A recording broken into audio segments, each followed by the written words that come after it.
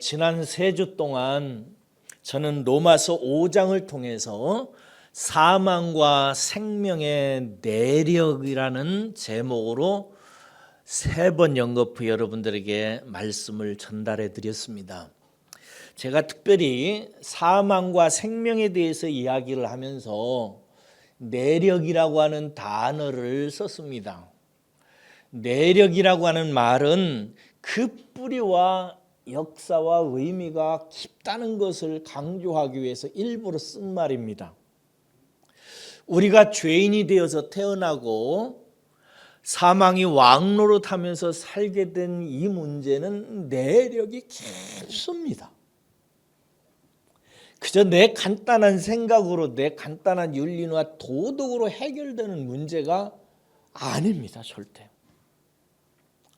그리고 또 이러한 죄와 사망의 내력에도 불구하고 하나님께서 예수님을 우리에게 보내주시어서 의와 생명을 허락해 주신 것도 깊은 그리고 넓은 하나님의 놀라운 경륜의 내력이 있다는 것을 저는 여러분들에게 많이 강조해 드렸습니다.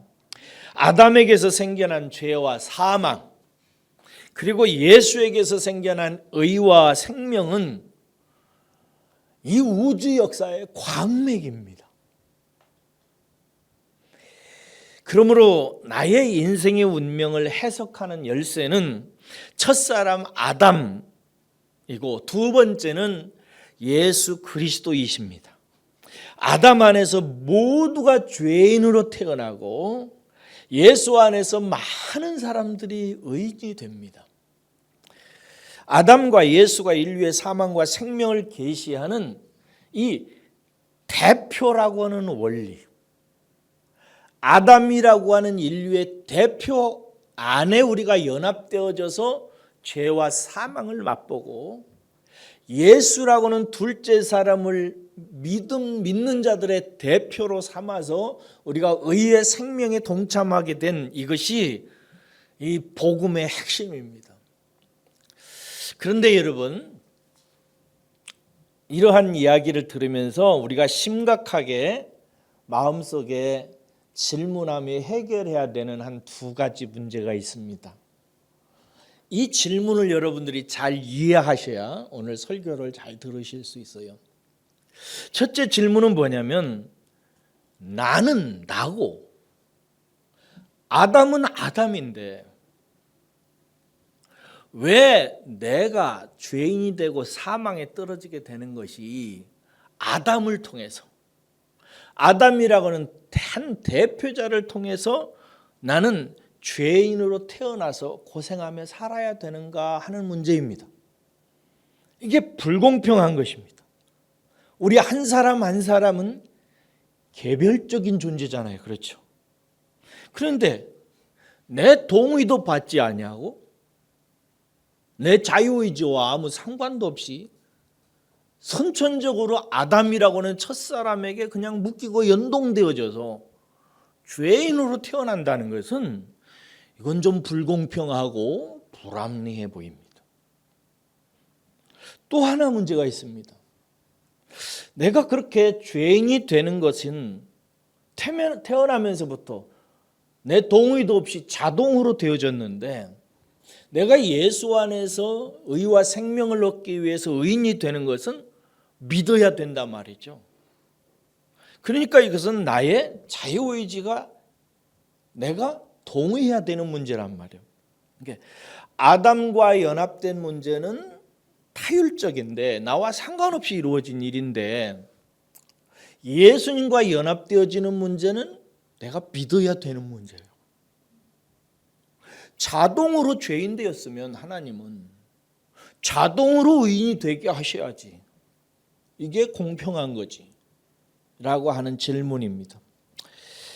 이 5장을 여러분들이 묵상하면서 깊이 있게 묵상하다 보면 자연스럽게 이런 문제가 제기되는 것은 당연한 것입니다. 오늘은 이 문제를 풀어가면서 하나님의 구원의 은혜가 하나님의 구원의 경륜이 얼마나 감사한 것인지에 대해서 함께 나누려고 합니다.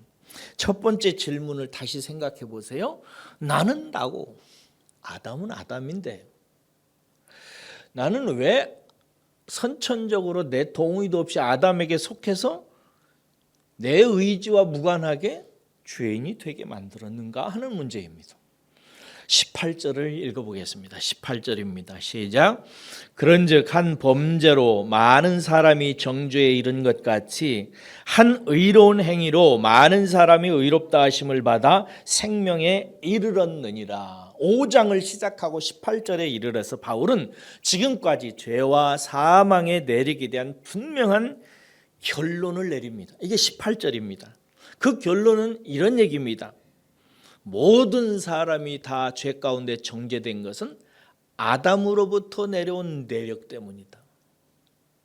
또 하나, 그 중에서 많은 사람이 의롭게 되는데 그 의롭게 되는 것은 예수님 때문에 생겨난 것이다 라는 거예요.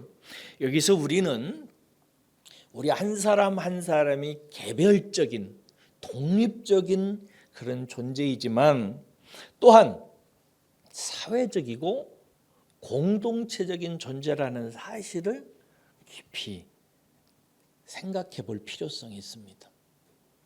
어떤 사람은 이렇게 얘기합니다. 나는 나고 아담은 아담이지. 왜 아담의 범죄가 나의 죄와 사망을 결정하게 하는가? 라고 질문할 수 있어요. 그런데 여러분, 사람은 정말 개별적인 존재예요. 하나하나가 독립적입니다. 그러나 어떤 사람도 홀로 독립적으로 태어나거나 존재한 법은 없습니다. 생각해 보세요. 한 사람도 예외 없이 아버지와 어머니의 관계 속에서 생겨납니다. 혹시 아버지 없이 엄마 없이 독립적으로 여러분이 자유의지로 결정해서 태어난 사람 있나요? 그런 사람 없습니다. 사람은 관계 속에서 태어납니다. 그리고 자신의 생명을 지켜주고 먹여주고 입혀주는 가족이라고 하는 관계 속에서 자라나게 돼요. 모든 사람은 다 타자와의 관계에서, 다른 사람과의 관계에서 출생하고 타자와의 관계에서, 다른 사람과의 관계에서 성장하고 살아가고 성숙합니다. 그래서 지도자 한 사람의 국제적인 조약이 그가 속한, 그가 리드하고 있는 나라의 백성의 삶을 좌우합니다.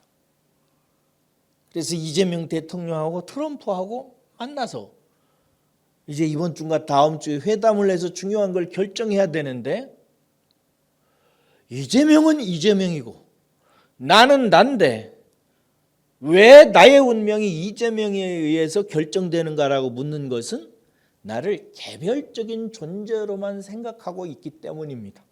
우리는 다 공동체적입니다. 성경에 보면 다윗과 골리앗이 싸웁니다. 그래서 다윗이 물맷돌을 가지고 골리앗을 때려 눕혀요. 다윗의 승리입니까? 맞습니다. 그러나 다윗의 승리는 곧 누구의 승리예요? 이스라엘의 승리입니다. 더 나아가서 다윗의 승리는 하나님의 승리요.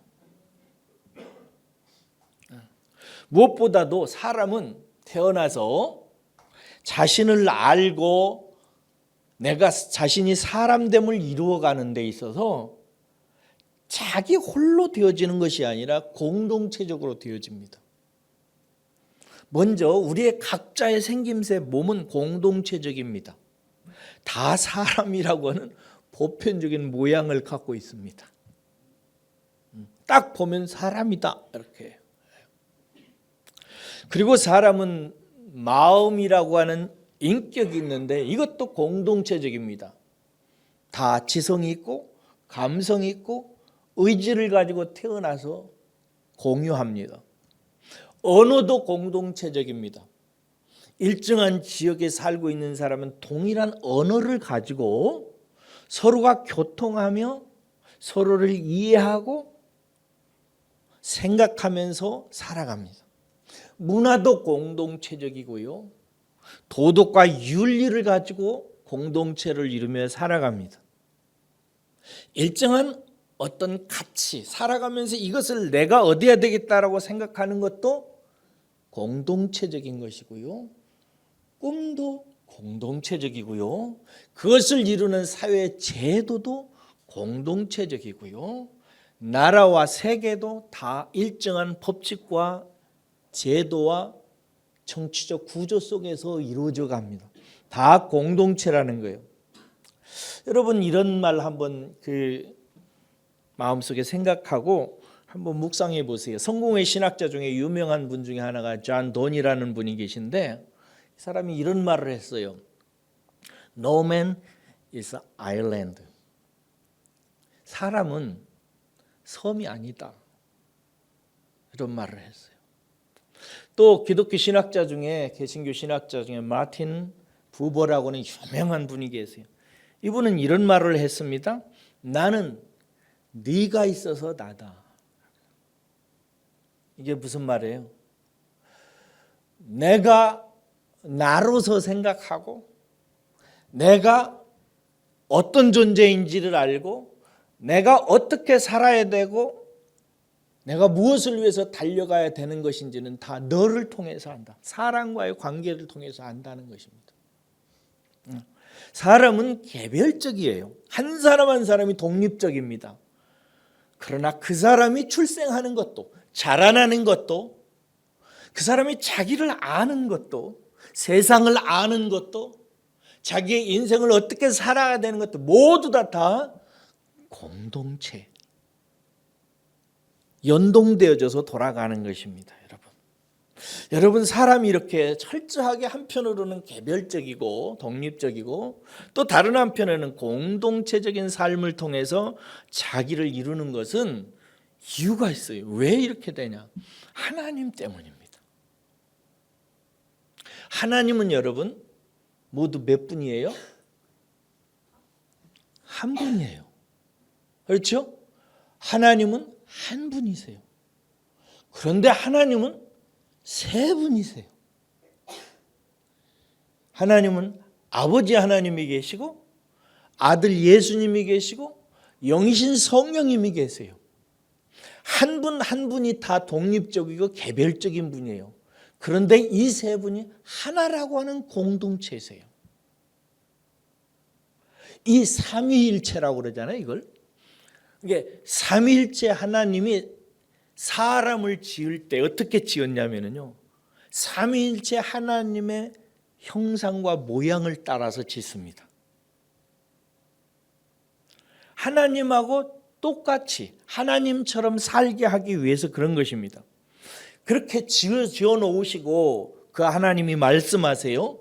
사람이 혼자 있는 게 참 좋지 못하다. 그래가지고 공동체로 만드는데 그의 배필을 그 사람의 갈비뼈, 그 사람에게서 나온 또 다른 사람을 만들어요. 그래서 둘이를 짝지어준 후에 그 둘의 하나됨을 통해서 그들 안에서 하나된 그들 안에서 또 다른 인간이 나오도록 만들었어요. 자식이죠. 이것이 한 공동체입니다. 가정이라고 하는. 가정은 한 남자와 그 남자에게서 나온 한 여자와 그 남자와 그 여자가 사랑의 관계를 통해서 내놓은 자식을 통해서 한 유니온, 유니티, 패밀리, 가정을 만들어요. 인간이라고 하는 존재는 이렇게 하나님이라고 하는 삼위일체 하나님의 인격적 특성과 존재적 본질을 따라서 참 어려운 말 한다. 본질을 따라서 하나님처럼 살도록 만들어진 존재. 그래서 철저히 개별적입니다. 나는 나지. 그러나 그렇게 말하는 순간 그 사람은 자기가 누구인지를 몰라서 하는 소리고 자기를 이룰 수가 없습니다. 다른 사람을 보고 다른 사람의 이야기를 듣고 다른 사람에게 교제하면서 그와 하나가 되는 과정을 통해서 진실로 자기 자신을 알고 이루고 성취하는 존재인 것입니다. 그러므로 여러분 사람이 개별적이고 동시에 공통된 것은 하나님의 은혜예요. 하나님은 사람을 당신의 영광을 위하여 살도록 창조하셨다고 그랬어요. 이 말은 쉬운 말로 하나님처럼 살게 만드셨다 이 말이에요. 하나님을 나타내는 존재로. 그러기 위해서 하나님이 삼위일체, 개별적이고 공동체이듯이 우리들도 개별적이면서도 공동체적인 삶을 살아야 그게 하나님을 나타낼 수 있는 존재가 되는 거예요. 그래서 이런 관계 속에서 우리는 아담과 하나가 되었고 죄와 저주를 부득불 경험하게 됩니다. 동일한 또 하나의 관계를 하나님께서 만들었는데 우리는 예수님을 통해서 의와 생명을 얻게 되는 길을 얻게 됩니다. 여러분들은 개별적인 사람들이 그러나 나는 나다, 나는 나 홀로 나다라고 말하는 순간 여러분들은 사람의 길을 갈 수 없습니다.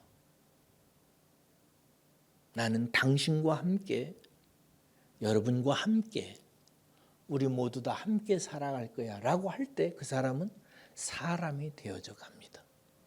제가 한때는 재미있게 봤던 TV 프로그램인데요, 요즘에는 볼 때마다 이 생각 때문에 저놈의 프로그램은 언제 없어지나 하는 프로그램이 있어요. 나는 자연인이다. 이 프로그램이 아주 공전의 히트를 했습니다.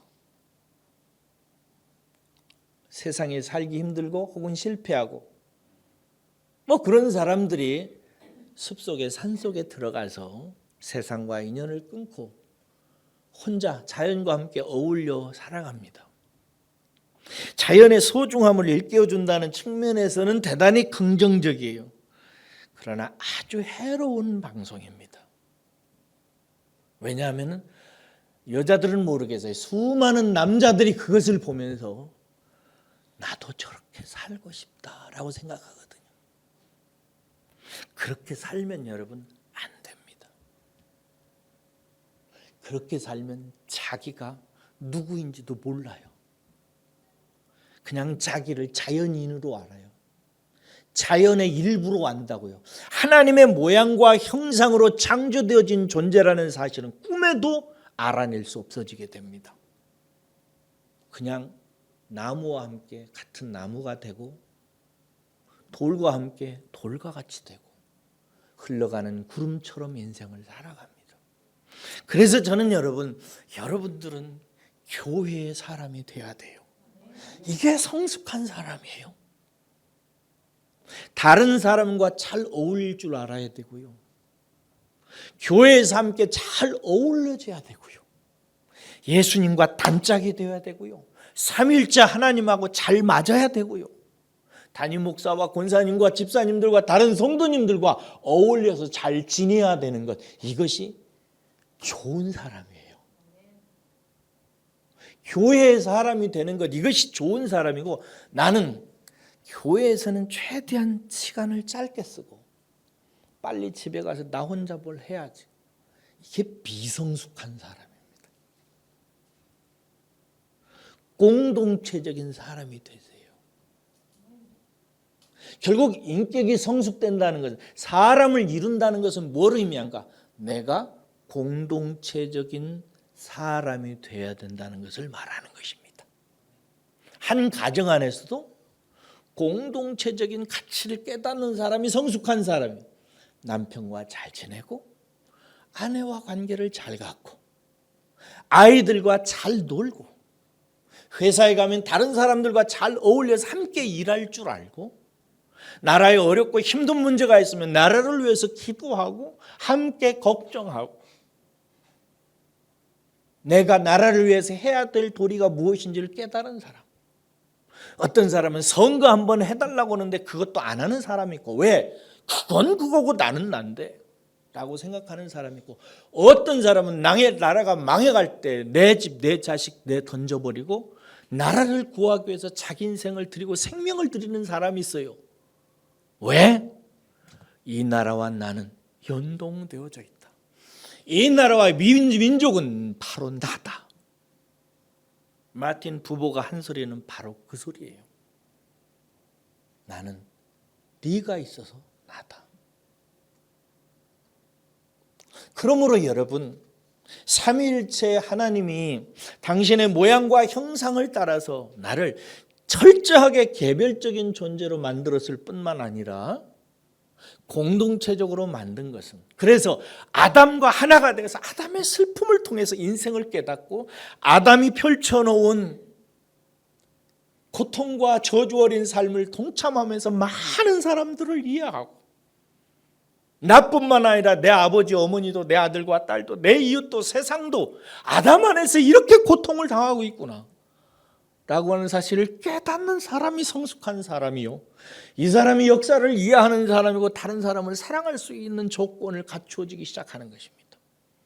그러다가 예수 그리스도를 통해서 의와 생명을 얻고 이 세상이, 우리 가정이 천국이 될 수 있다고 하는 진리를 깨달은 사람, 이 사람이 복음을 아는 사람이에요.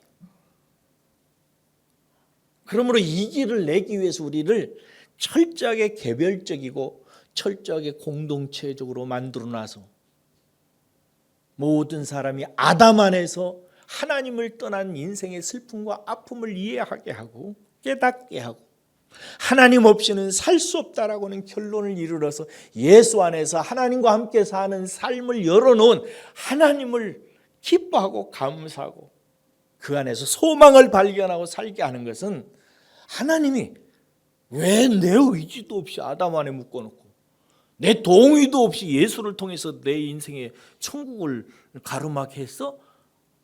라고 얘기하는 어리석은 낮은 질문 가운데 빠지지 않게 하는 하나님의 놀라운 은혜의 경륜입니다. 이 메시지를 반복해 들으시면서 사랑하는 여러분, 하나님께 감사하시기를 주의 이름으로 축복합니다. 또 다른 불만이 하나 있다고 그랬어요. 그게 뭐예요? 죄와 사망을 아담 안에서 내가 받을 때는 자동으로 그렇게 되게 하시고, 의와 생명을 예수 안에서 받아들이게 될 것은 우리에게 자율적인 믿음을 요구하시는 문제예요. 쉽게 얘기해서 내가 죄인 될 때는 자동으로 되게 하시고, 내가 의인이 되게 할 때는 믿음을 요구하시는 거예요. 여러분, 내가 자동으로 죄인 되었으니까 하나님께서 구원을 해준다면 자동으로 구원해 주셔야지. 이게 세상 사람들의 논리잖아요. 그런데 여러분, 먼저 이 질문은 무엇을 의미하는지를 생각해 봐야 돼요. 이 질문은 뭐냐면, 아담이 죄인 되었고 그 죄가 나에게 전가된 것은 불합리하다는 말이에요. 왜냐하면 아담이 죄인 된 것은 아담의 책임이지 내 책임은 아니라는 거죠. 그렇죠? 근데 왜 아담이 자기의 자유의지를 가지고 죄를 불러들이는 문제에 나도 섞어 놓느냐 이 말이죠. 이것은 아담에게는 책임이 있지만 나에게는 책임이 없다는 얘기예요. 그런데 엄밀히 잘 살펴보십시다. 이것은 아담이 책임이 있다는 것은 무슨 뜻이냐면요, 아담이 범죄에서 죄와 사망이 들어오게 된 것은 아담의 자유의지 때문에 발생한 문제라는 얘기예요. 그것은 아담이 자기에게 주어진 자유의지를 가지고 자기가 결정한 자기의 문제라는 얘기예요. 그런데 여러분, 하나님께서 아담에게만 자유의지를 주시고 저와 여러분들에게는 자유의지를 안 주셨나요? 그렇지 않죠? 아담에게 주신 하나님의 자유의지는 저와 여러분들에게도 똑같이 주셨습니다. 그리고 우리는 아담이 자유의지를 가지고 죄를 짓잖아요. 그걸 범죄라고 한다면, 죄는 뜻이 뭐예요? 하나님 없는 삶, 하나님 없는 상태라고도 얘기를 해요. 하나님 없는 삶이에요. 아담은 자기의 자유의지를 가지고 자기 마음의 의지를 가지고 하나님 없는 삶을 선택했어요. 여러분들은 어때요? 여러분들도, 우리들도 우리의 자유의지로 하나님 없이 잘 삽니다. 아니, 우리는 아담보다 더해요. 무슨 말이냐면은 아담으로 말미암아 하나님께서 우리들은 그렇게 하지 말라는 뜻으로 깨달으라고 땅이 저주를 받게 하시잖아요. 그래가지고 인간의 수고의 결과가 가시와 은공시가 되도록 만들으셔서 아담 위의 후손들이 하나님 없는 삶을 아담처럼 반복하게 되면은 얼마나 눈물과 슬픔과 실패와 절망이 많은지를 반복해서 계속해서 가르치셨잖아요. 그러니 아담이 자신의 운명에 책임을 져야 하듯 우리도 똑같습니다. 여기서 문제의 핵심을 이해하는 게 중요해요. 이제 여기서부터 이제 끈 떨어지는 사람들이 제가 보이네. 살살 이제 졸라고 하고 끈 다시 챙기세요. 문제의 핵심을 이해하는 게 중요합니다. 자유의지로 뭘 하느냐, 무엇을 만들어냈느냐, 이게 중요한 거예요. 여러분, 아담은 자기의 자유의지로 하나님과 함께 살자고 하는 하나님의 초대에 거절하고 하나님 없는 삶, 죄의 삶을 선택한 거예요. 사람은 하나님과 운명적 공동체입니다. 사람은 철저하게 개별적이지만은요, 하나님을 떠나서는 자기를 알 수도 없고 하나님을 떠나서는 참된 삶을 살 수가 없고 자기를 이룰 수가 없고 하나님의 영광을 나타내는 인격적 사람으로 성장할 수가 없어요.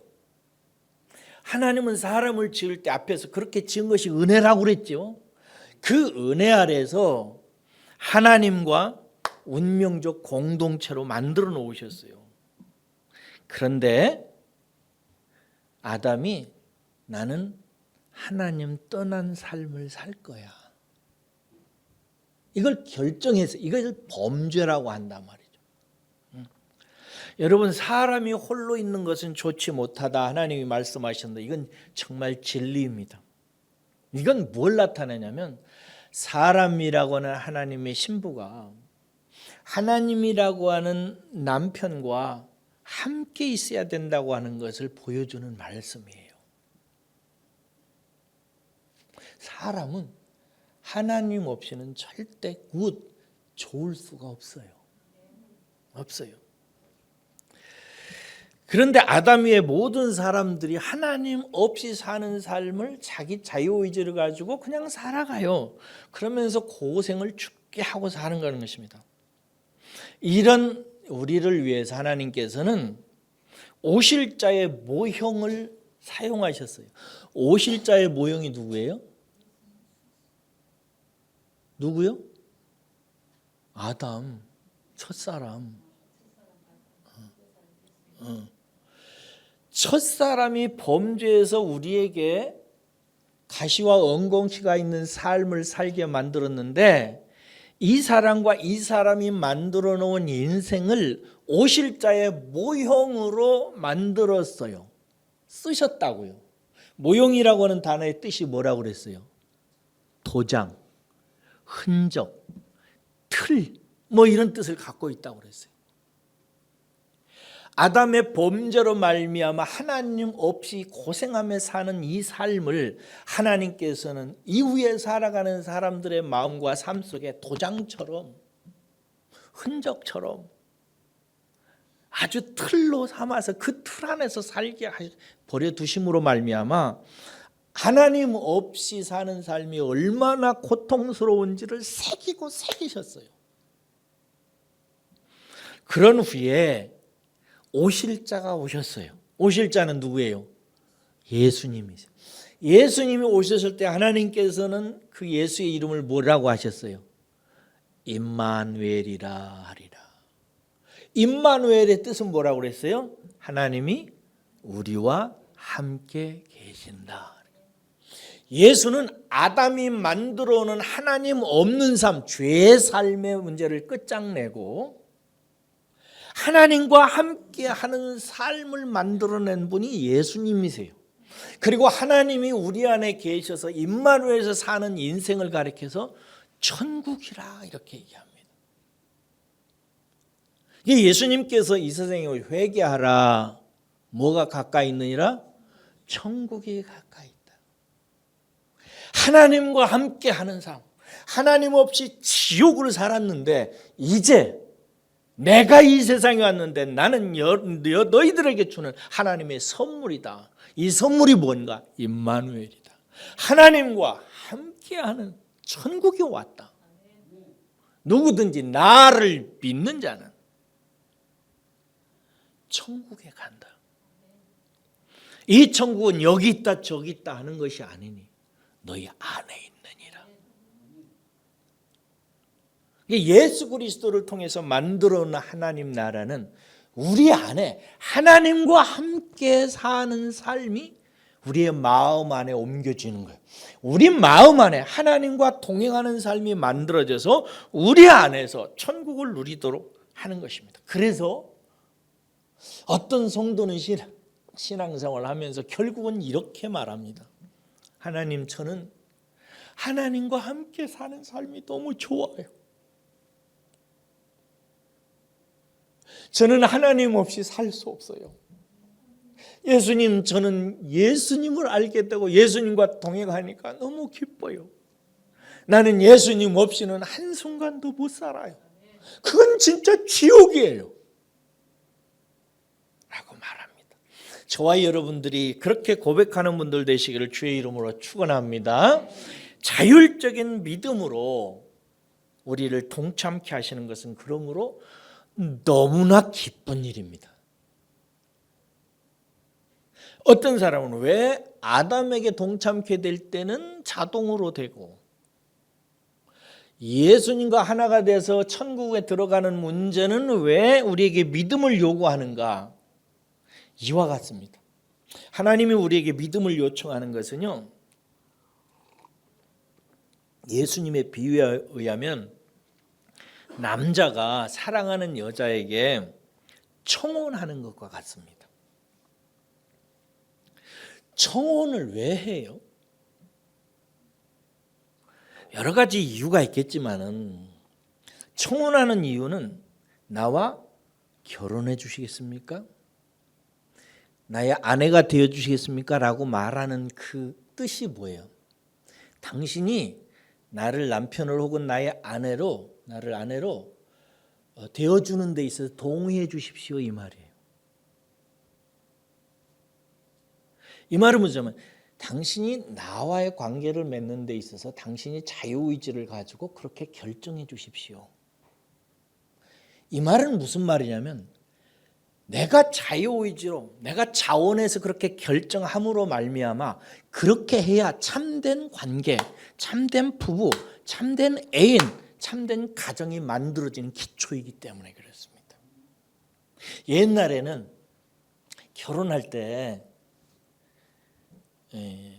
중매 혹은 우리 아버지 어머니도 그렇게 하셨는데 부모들이 결정해가지고 자기 자신들의 동의도 없이 그냥 결혼했어요. 그냥 무조건 신부로 삼았어요. 우리 어머니는 당신이 우리 아버지를 보지도 못한 상태에서 결혼하기로 결정이 된 거예요. 정말 지금 생각하면 진짜 무지막지합니다. 그런 일이 어디 있어요? 여러분은 하나님께서 관계를 맺으실 때 자동으로 맺어놓기를 원하세요? 아니면 여러분들로 하여금 너희들이 내 신부가 되어다오, 내 백성이 되어다오, 나와 함께 사는 삶을 살자라고 여러분들에게 물어보면 좋겠어요? 안 물어보고 그냥 결정했으면 좋겠어요? 여러분들로 하여금 결정하도록 여러분에게 자유의지와 선택권을 주는 거예요. 이것은 최고의 인격적 대우의 토대예요. 만약에 미주를 사랑한 한 남자가 어느 날 갑자기 허락도 없이 동사무소 가가지고 혼인신고를 해놨어. 그거 고발해야 돼요. 그런 놈들은 그냥 다 감옥에 집어넣으려야 돼요. 뭘 해야 돼요? 미주야, 나하고 결혼해줘. 나 너 사랑해. 나와 함께 살아줘. 나 너 없으면 못 살아. 내 청혼을 받아줄래? 이렇게 얘기하는 남자의 마음은 미주와 나와의 관계가 미주의 자유의지의 결정, 나 그렇게 할래 라고 결정해 주는 토대 위에서 참된 관계가 만들어지기 때문에 최고의 인격적 초대요, 대우요. 아멘 하시길 바랍니다. 네. 앞으로 인공지능 배우자가 나올 거예요. 얼마 안 있으면 내는 한 10년 정도 있으면 이제 그 인공지능 AI 배우자를 돈으로 사서 그냥 골치 아프게 사람 배우자 구해가지고 갈등하고 쌈질하고 하지 않고 그냥 시키는 대로 하고 마음대로 하고 하는 뭐 여자나 남자를 구하는 시대가 옵니다, 여러분. 무서운 시대가 올 것입니다. 그것은 관계가 아닙니다. 왜냐하면 그냥 돈으로 내가 사는 거거든요. 그 AI는 절대 자기가 결정하고 선택해서 나에게 오는 것이 아니거든요. 여러분, 그래서 하나님은 오실자의 모형을 통해서, 오실자의 모형이 누구예요? 아담이요. 아담을 통해서 아담이 만들어 놓은 인생을 먼저 살게 하십니다. 아담이 만들어 놓은 인생은 뭐예요? 하나님 없는 삶, 죄된 삶. 그 삶을 우리에게 먼저 경험해 보게 하셨어요. 아담의 인생을 받아들여서 하나님 없이 살아보니까 좋아요? 인생은 석가모니 선생이 얘기했듯이 고입니다. 고가 무슨 뜻이에요? 고통이라는 뜻. 인생 자체가 고통의 바다를 헤엄치는 것과 같아요. 그게 아담이 만들어 온 아담의 하나님 없이 사는 인생이에요. 그 삶을 하나님께서 먼저 오실자의 모형으로 우리의 인생 가운데 새기고 흔적으로 삼고 도장처럼 찍고 틀 속에 넣어서 고생하게 하십니다. 그래가 한 후에 너 나 없이 살아가니까 힘들지? 나는 너를 사랑해. 나는 너를 내 신부로 맞아서 영원히 너와 함께 천국을 살고 싶어. 그러니 나와 결혼해서 나와 함께 행복하게 살자 라고 내민 신랑 하나님의 내미는 청혼의 손이에요. 이 청혼을 우리가 받고 하나님 나 그럴래요. 그렇게 하겠습니다. 하고 마음의 문을 활짝 열고 신랑 예수, 신랑 하나님을 내 마음으로 받아들여서 남편과 같이 부모와 같이 내 속에 영접해 드리는 것이 이게 믿음이에요. 이것은 억울한 게 아니에요. 모순이 아니에요. 최고의 대우예요. 우리같이 악하고 더럽고 죄 가운데 살며 하나님을 알지도 못하고 자기가 얼마나 못돼 먹은 존재인지 알지도 못하는 우리를 영원전부터 사랑하고 예정하셔서 당신의 아들의 십자가로 우리를 대신해서 죄를 다 해결하신 후에, 모든 문제를 다 해결하신 후에 이제 나와 함께 살자.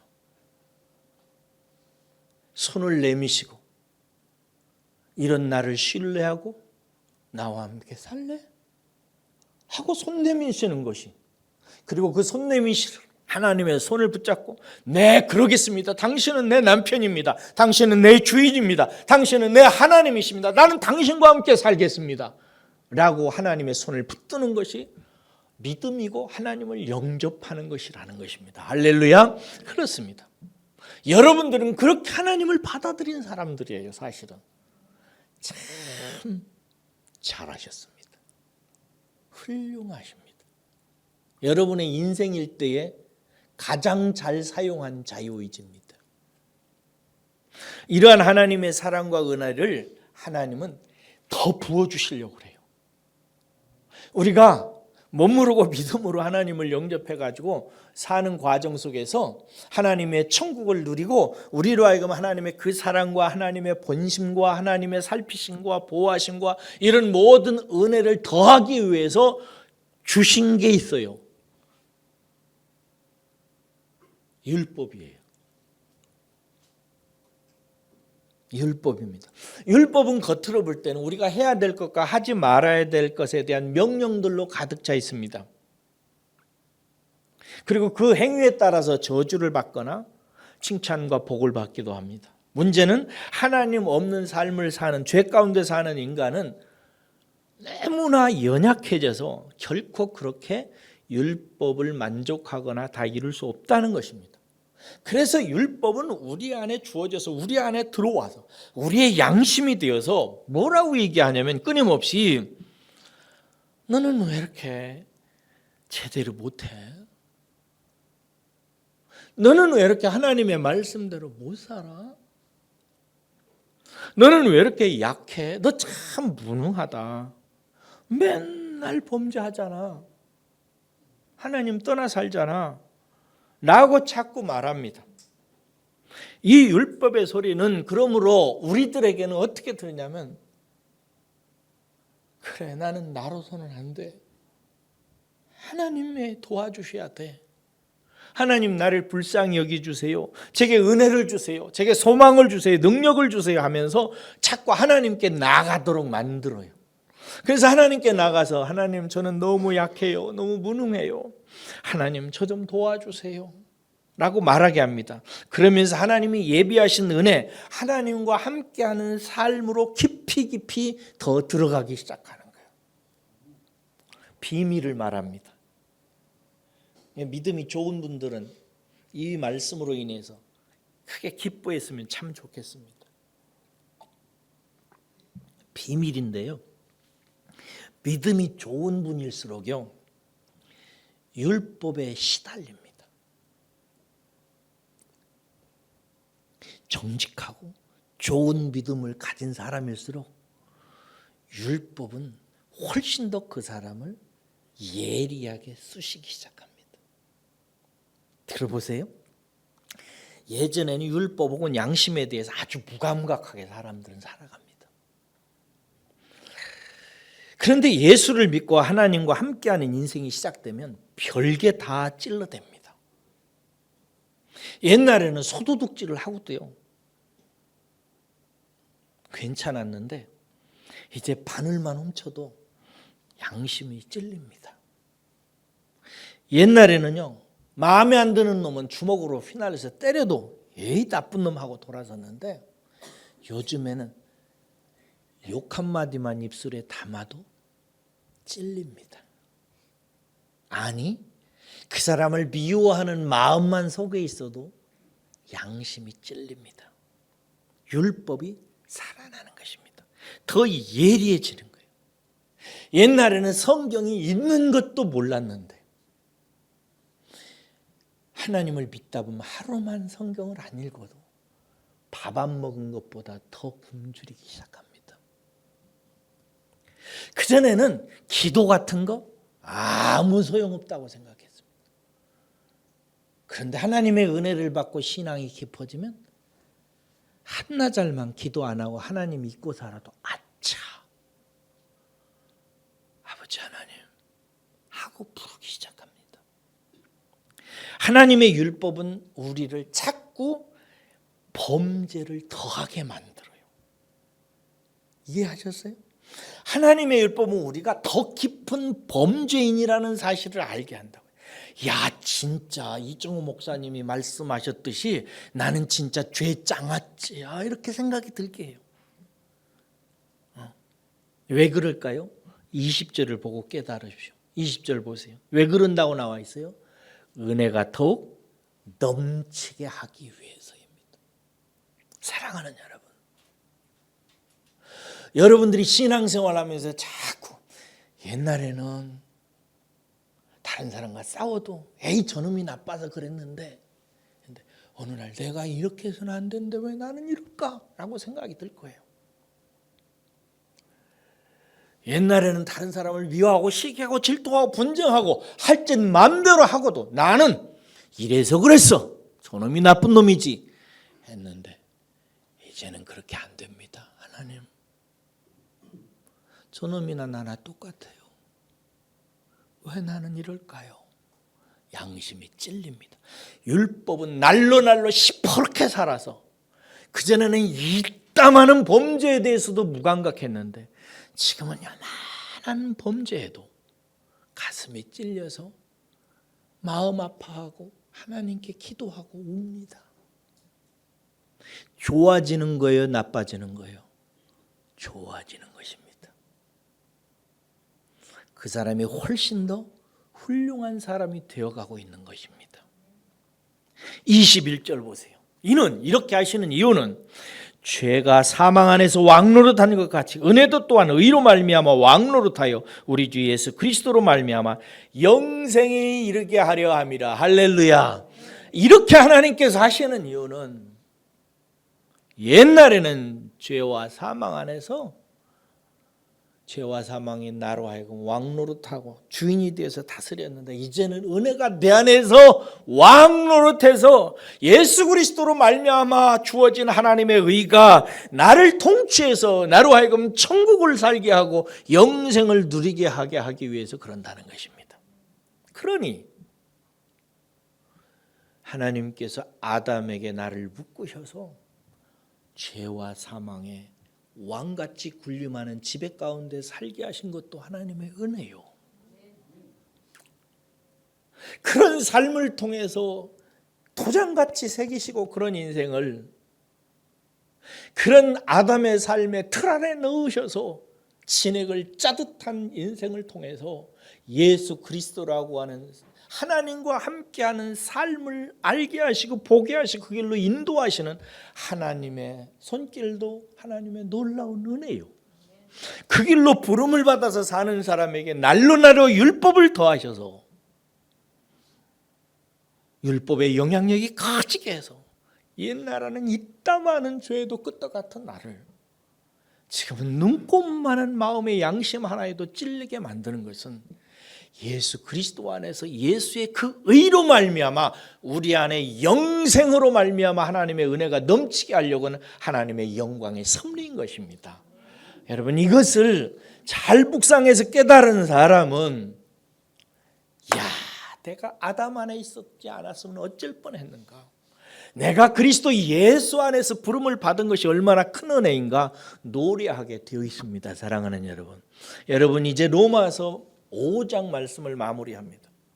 하나님은 예수를 믿는 우리를 의롭다 하셨습니다. 이러한 하나님의 칭의, 의롭다 하시는 하나님의 은혜는 하나님과 우리 사이의 화평의 길을 열었습니다. 이 화평을 이룸으로 말미암아 우리는 믿음으로 은혜 아래 들어가서 은혜를 먹고 마시게 되었고, 이 은혜로 말미암아 우리는 한 가지 소망과 즐거움을 바라보게 되었는데, 그것은 이제 내가 하나님의 영광, 하나님을 나타내는 하나님처럼 사는 인생을 살 수 있게 되겠구나라고 하는 즐거움, 기쁨의 소망을 갖게 된 것입니다.